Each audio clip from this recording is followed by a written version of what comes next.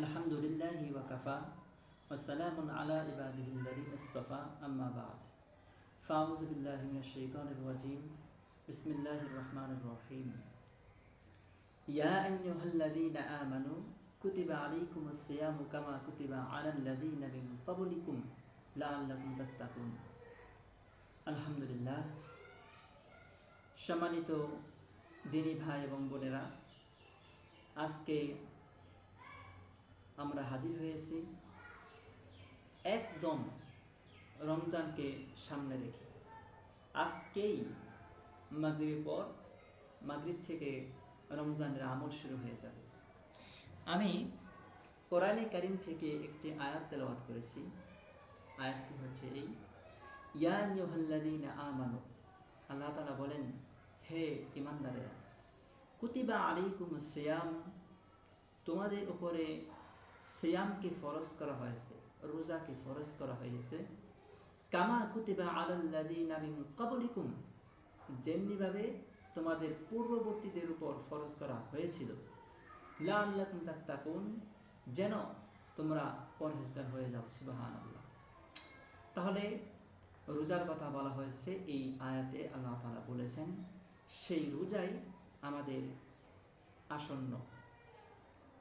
তো আজকে আমি আলোচনা করব, আমার আলোচনার মূল টপিক হচ্ছে কি কি কারণে রোজা ভাঙে না। কোরআন হাদিসের দৃষ্টিকোণ থেকে আমি কয়েকটি কি কি কারণে রোজা ভাঙে না এরকম কয়েকটি তথ্য আমি নিয়ে এসেছি, সেগুলো আপনাদেরকে জানাবো। এরপরের এপিসোডে আসবে কি কি কারণে রোজা ভেঙে যায়। আজকে শুধু আলোচনা করব কি কি কারণে রোজা ভাঙে না। ফার্স্ট, ভুল করে যদি কেউ খায় অথবা জোর করে যদি কেউ কাউকে খাইয়ে দেয়। ভুল করে আপনি কিছু খেয়ে ফেললেন, সাপোজ আপনি এক প্লেট বিরিয়ানি খেয়ে উঠলেন, তাহলে আপনার রোজা ভাঙবে না।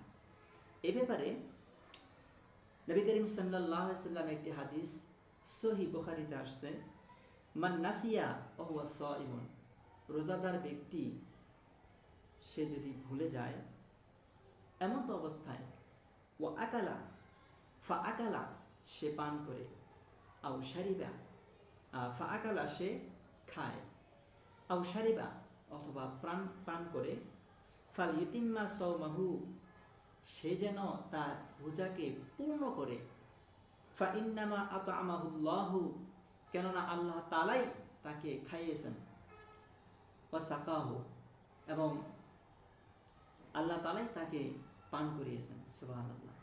তাহলে বোঝা গেল আপনি যদি ভুল করে কোনো কিছু খেয়ে ফেলেন তাহলে আপনার রোজাকে পূর্ণ করতে হবে, এই রোজা ভাঙবে না। আলহামদুলিল্লাহ। দ্বিতীয়, এটি হচ্ছে আরবিতে এটাকে বলা হয়, দ্বিতীয় হচ্ছে স্বামী স্ত্রী সাধারণভাবে যদি মেলামেশা করে, যেমন স্বামী তার ওয়াইফকে তার হাতে ধরলো অথবা তার গলার উপরে হাত রাখলো, তাকে একটু স্পর্শ করলো, এতে কোনো সমস্যা নেই। কিন্তু যদি মিলন করে ফেলে অথবা ওই দিকে মিলনের কাছাকাছি, একদম মিলন যদি করে ফেলে তাহলে তার রোজা ভেঙে যাবে। এমনি যদি কাছাকাছি আসে তাহলে কোনো সমস্যা নেই। তৃতীয় কারণ, তৃতীয় পয়েন্ট হচ্ছে আল ইহতিলাম। এটা হচ্ছে আরবি, যার ইংরেজি হচ্ছে ওয়েট ড্রিম।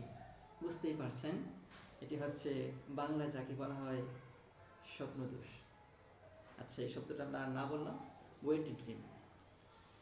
তো যদি কারো রোজা অবস্থায় ওয়েট ড্রিম হয়, স্বপ্নদোষ হয়, তাহলে তার রোজা ভাঙবে না, শুধুমাত্র সে ফরজ গোসলটাই করে নেবে। 4 নম্বর কারণ হচ্ছে ব্লাড টেস্ট, রক্ত পরীক্ষা। আপনি রক্ত পরীক্ষা করতে পারবেন কি না? হ্যাঁ, রক্ত পরীক্ষা করলে পরে আপনি আপনার রোজা ভাঙবে না। তবে যদি খুব বেশি রক্ত নেওয়া হয় এবং সে ক্লান্ত হয়ে পড়ে তাহলে রোজা ভাঙতে পারেন, তবে কাজা করে পরে কাজা আদায় করে নিতে হবে। এমনি স্বাভাবিক রক্ত নিলে পরে আপনার রোজা ভাঙবে না, অর্থাৎ আপনি ব্লাড টেস্ট করতে পারবেন ইনশাআল্লাহ। কারণ নাম্বার 5 নাম্বার কারণ হচ্ছে অনিচ্ছাকৃতভাবে বমি করা। আমার মনে আছে বেশ কয়েক বছর আগে আমি একবার সম্ভবত টাঙ্গাইল যাচ্ছিলাম অথবা আসতেছিলাম, বাসের মধ্যে একজন বমি করে দিল অনিচ্ছাকৃতভাবে। আমাকে জিজ্ঞেস করলো যে আমার তো অনিচ্ছাকৃত বমি হয়েছে, রোজা আমার কি ভেঙেছে নাকি? না, অনিচ্ছাকৃতভাবে যদি বমি করা হয় তাহলে রোজা ভাঙবে না। তবে যদি কেউ ইচ্ছাকৃত বমি করে তাহলে রোজা ভেঙে যাবে। এরপর হচ্ছে 6 নম্বর কারণ নোজ ব্লিডিং, অর্থাৎ নাক দিয়ে রক্ত পড়া। যদি রক্ত নাক দিয়ে পড়ে, তবে রক্ত যদি নাক দিয়ে পড়ে স্বাভাবিকভাবে তাহলে তার রোজা ভাঙবে না। তবে যদি প্রচুর রক্ত পড়ে ক্লান্ত হয়ে যায় তাহলে ভিন্ন কথা। কিন্তু এমনি স্বাভাবিক সাধারণভাবে যদি নাক দিয়ে ব্লাড আসে, রক্ত আসে, তাহলে রোজা ভাঙবে না। 7 নম্বর কারণ রোজা রেখে দাঁত ফেললে কি হবে? হ্যাঁ, রোজা রেখে যদি কেউ দাঁত ফেলে দেয় দন্ত, তাহলে রোজা ভাঙবে না। এরপরে 8 নম্বর পয়েন্ট, এই পয়েন্টটা খুবই গুরুত্বপূর্ণ, মনে রাখতে হবে। সেটি হলো এই ইনজেকশন। কিছু কিছু ইনজেকশন দেওয়া যাবে, আবার কিছু কিছু ইনজেকশন দেওয়া যাবে না। যেমন এনার্জেটিক্যাল ইনজেকশন দেওয়া যাবে না, যার মধ্যে নিউট্রিশন ভ্যালু আছে। কিছু কিছু ইনজেকশন আছে যেগুলো দিলে পরে 7 দিন তাকে ভাত খেতে হবে না। 4 দিন, 5 দিন, 7 দিন পর্যন্ত এমন ইনজেকশন আছে যেগুলো দিলে পরে আপনার ক্ষুধা নিবারণ হবে। এই ধরনের ইনজেকশন দেওয়া যাবে না। আর যেসব ইনজেকশন পেইন কিলার, মানে ব্যথা দূর করে, অ্যান্টিবায়োটিক, কোভিটেড, এই যে করোনা আসছে এই সেই ইত্যাদি, এই ধরনের ইনজেকশন হলে দেওয়া যাবে। তার মানে যে ইনজেকশন শরীরে শক্তি যোগাবে, নিউট্রিশন ভ্যালু আছে, এনার্জেটিক্যাল আছে, সেগুলো দিলে রোজা ভেঙে যাবে। আর যেগুলি পেইন কিলার, ব্যথা দূর করে, কোভিটের, অ্যান্টিবায়োটিক, এই সমস্ত ওষুধের যে ইনজেকশনগুলো, সেগুলো দিলে আপনার রোজা ভাঙবে না ইনশাআল্লাহ। 9 নম্বর, এটা হচ্ছে কমন, যেগুলো মানুষের মনে বারবার প্রশ্ন জাগে, রোজা হবে কি হবে না। তার মধ্যে একটি হলো টুথব্রাশ, ব্রাশ করা যাবে কি না? হ্যাঁ ভাই, ব্রাশ করা যাবে। ব্রাশ এবং মেসওয়াক, এই ব্যাপারে আমার একটা গুরুত্বপূর্ণ ভিডিও ইতিপূর্বে আমি পোস্ট করেছি। আপনারা যারা দেখেছেন মাশাআল্লাহ, আর যারা দেখেন নাই তারাও দেখে নিতে পারেন। যদি টুথপেস্ট হয় তবে এগুলো ইউজ না করাই ভালো, ব্যবহার না করাটাই ভালো। অবশ্যই এটাকে কেউ কেউ মাকরুহ বলেছে, তবে সবচাইতে বেস্ট হবে মেসওয়াক করা। আপনি মেসওয়াক করবেন। তবে টুথপেস্ট যদি ব্যবহার করেন রোজা হয়ে যাবে, কেউ কেউ এটাকে মাকরুহ বলেছেন। মাউথ ওয়াশ, অর্থাৎ মুখের ভিতরের অংশ ধৌত করা যাবে, তবে এমনভাবে ধৌত করা যাবে না যার কারণে গলা দিয়ে পানি চলে যায়, সেদিকে আপনার লক্ষ্য রাখতে হবে। এমনভাবে কুলিও করা যাবে না যে কুলি করার কারণে ওজুর সময়টা লক্ষ্য রাখতে হবে যে পানি গলা দিয়ে ভিতরে চলে যায়, তাহলে কিন্তু রোজা ভেঙে যাবে। এরপর রোজা রেখে আতর দেওয়া, পারফিউম দেওয়া, আই ড্রপ দেওয়া, চোখে কাজল দেওয়া, এরপর এইসব যদি আপনি ব্যবহার করেন তাহলে আপনার রোজা ভাঙবে না। এরপর আরেকটি বিষয় হচ্ছে ডায়াবেটিস রোগী যারা আছে, এই রোগটা তো এখন ছড়িয়ে গেছে, আল্লাহ তাআলা আমাদেরকে সবাইকে হেফাজত করুক।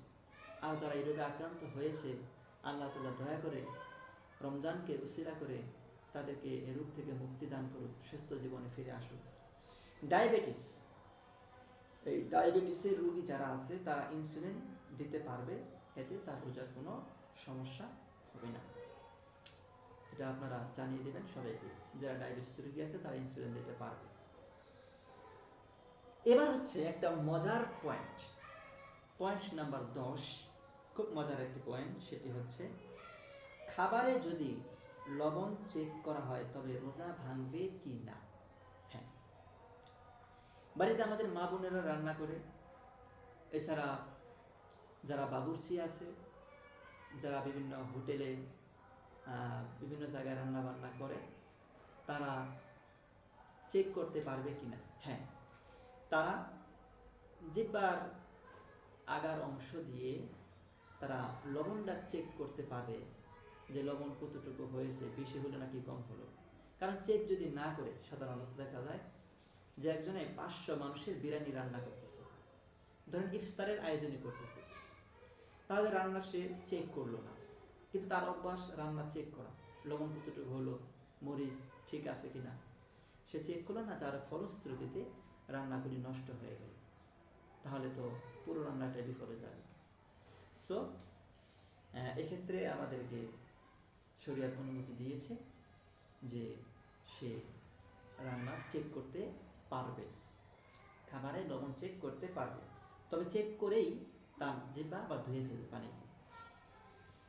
11 নম্বর,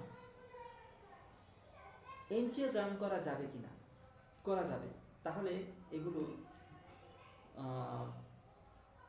যে সমস্ত আলোচনা করলাম, এই আলোচনাগুলি মোটামুটি 11টা পয়েন্ট আমরা আলোচনা করলাম।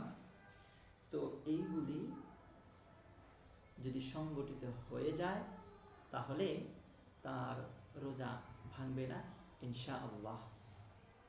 যে আলোচনাগুলি করলাম, আল্লাহ তাআলা আমাদের প্রত্যেককেই এই আলোচনাগুলি মাথায় রাখার তৌফিক দান করুক এবং পরিপূর্ণভাবে আমল করার তৌফিক দান করুক। আমিন বিরহমাতিহি ইয়া আরহামার রাহিমিন।